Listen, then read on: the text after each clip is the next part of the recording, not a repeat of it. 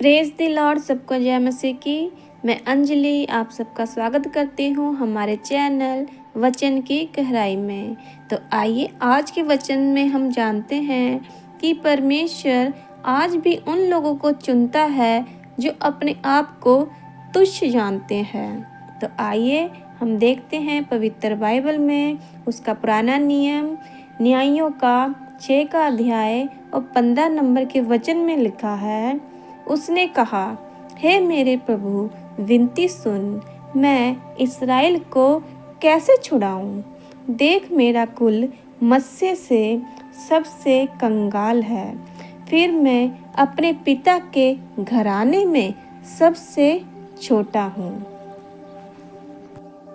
मेरे मसीह बहन भाइयों, इस वचन में हम देखते हैं कि जब यहोवा के दूत ने गिदोन के पास आकर ये कहा कि तू इस्राएलियों को मिघानियों के हाथ से छुड़ाएगा, तो परमेश्वर के दूत की ये बात सुनकर गिदोन ने कहा कि हे प्रभु, मैं इस्राएलियों को कैसे छुड़ा सकता हूँ? मेरा कुल मुझसे सबसे कंगाल है और मैं अपने पिता के घराने में सबसे छोटा भी हूँ।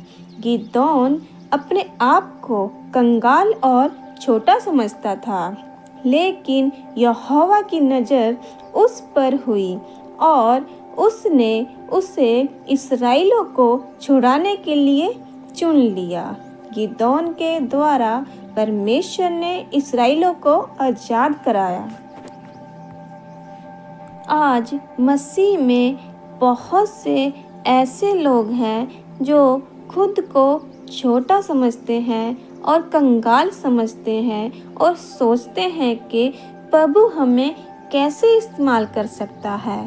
पर बाइबल बोलती है कि परमेश्वर आज भी चुनता है उन लोगों को जो अपने आप को तुच्छ समझते हैं। जिस तरह परमेश्वर ने गिदोन को चुना अपने लोगों को छुड़ाने के लिए, वैसे ही परमेश्वर हम सबको चुन सकता है।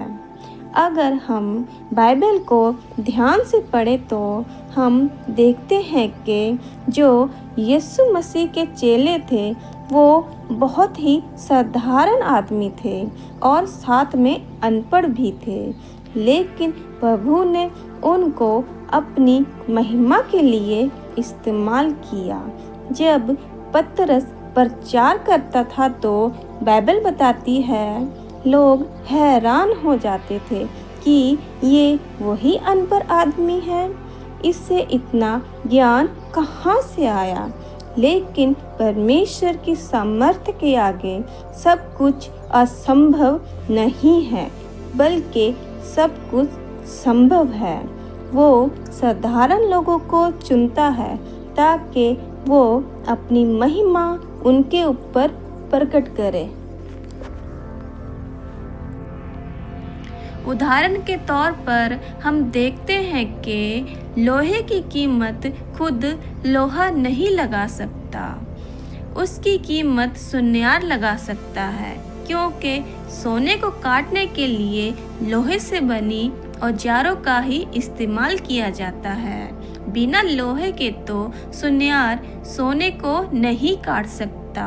वैसे ही खुदा हमारी कीमत जानता है, इसलिए खुद को दूसरों से कम मत मानो खुद को, क्योंकि हमारी अहमियत खुदा जानता है कि हम में क्या काबिलियत है और उस काबिलियत से खुदा हमको खुद से रूबरू कराता है और हमें ऊपर उठाता है उनके बीच में जिसके आगे हम खुद को कम समझते हैं। तो आइए आगे हम प्रार्थना में चलते हैं और जानते हैं कि हम प्रार्थना कैसे करें जिससे परमेश्वर हमें भी चुने अपने कामों के लिए। तो आइए हम सभी अपनी आंखें बंद करें और प्रार्थना में चलते हैं। हे पिता परमेश्वर, मुझे अपना अनुग्रह दीजिए, मुझे अपनी समझ दीजिए, मुझे अपनी बुद्धि दीजिए, जिससे मैं आपके कामों के लिए चुना जाऊं। यीशु मसीह के नाम में आमीन। मेरे मसीह बहन भाइयों, इस प्रार्थना और इस वचन को आप अपने साथ जुड़े सभी मसीह बहन भाई तक पहुंचाएं, ताकि वो भी इस वचन और इस प्रार्थना के द्वारा आशीषों को पाएं।